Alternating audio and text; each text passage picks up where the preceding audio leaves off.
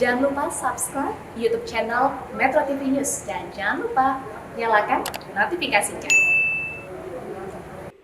Mas Toto, pertanyaan sebagian masyarakat adalah kita belajar bahwa di dalam sebuah organisasi kalau dia terlalu besar maka dia tidak akan bergerak dengan gesit. Big giant cannot dance, katanya begitu Mas Toto.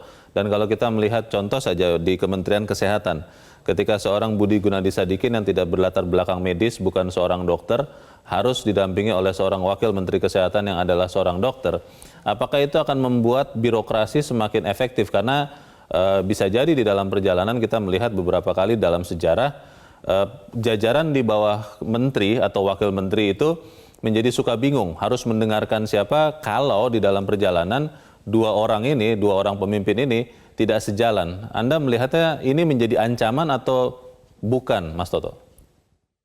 Saya secara umum betul ya, sebuah organisasi yang terlalu besar lebih sulit bergerak, apalagi berdansa istilah Bung Leonard tadi. Dan kita pernah belajar di pengalaman juga. Dulu seingat saya SBY pernah memiliki 19 menteri pada periode keduanya dan kritik kemudian banyak sekali muncul.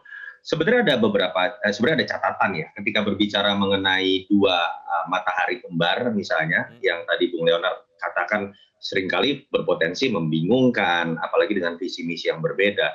Pertama, menurut saya yang paling berbahaya adalah ketika jabatan wakil menteri disediakan hanya dalam konteks politik jatah.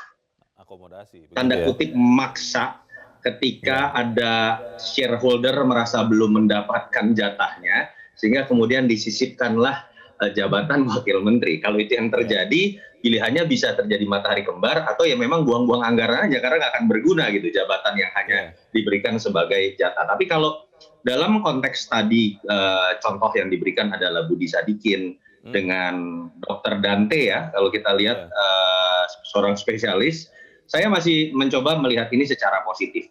Budi Sadikin bukan berasal dari kalangan parpol, semoga tidak ada vested interest di situ, dan memang tantangan besar buat dia, non kedokteran tapi dibutuhkan kemampuan manajerialnya, membuat sistem kesehatan baru dalam mengatasi pandemi, tetapi ada kelemahan sedikit, secara teknis dia tidak mengerti problem-problem atau kemudian urusan yang ada secara teknis kedokteran, sehingga dimunculkanlah betul-betul dokter spesialis. Saya berharap juga tidak ada vested interest di situ.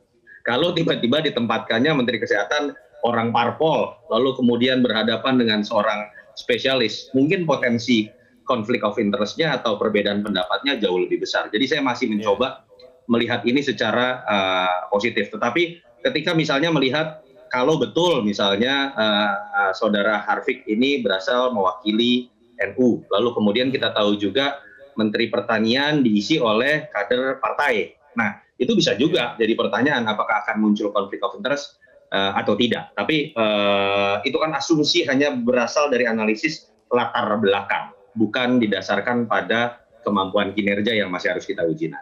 Oke, Mas Toto, ada juga yang bertanya begini, ketika seorang dokter Terawan yang adalah purnawirawan TNI diganti dari posisi Menteri Kesehatan, lalu seorang Fahrul Razi yang juga seorang purnawirawan TNI diganti dari posisi Menteri Agama, ini apakah tidak membuat institusi TNI merasa tidak nyaman karena mengganti dan tidak ada dalam tanda petik yang menjadi semacam barter begitu? Bagaimana Mas Toto?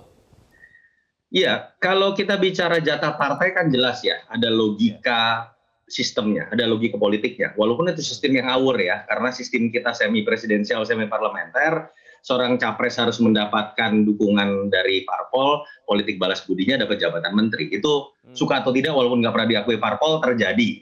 Nah, kalau bicara mengenai jatah-jatah yang lain itu kan sebuah tradisi. Kalau dalam konteks NU dan Muhammadiyah, atau misalnya kita harus akui, ada juga kan kesan bahwa akomodatif terhadap etnis tertentu, yang seringkali misalnya dianaktirikan, lalu kemudian misalnya perwakilan Indonesia Timur atau misalnya etnis atau agama minoritas harusnya ada perwakilan. Suka atau tidak loh, itu menjadi politik afirmatif yang tetap coba ditampung. Nah, kalau konteks TNI dan Polri, menurut saya itu kan tradisi zaman Orba ya, tanda kutip ya.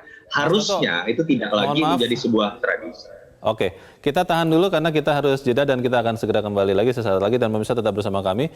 Breaking News Metro TV akan kembali sesaat lagi.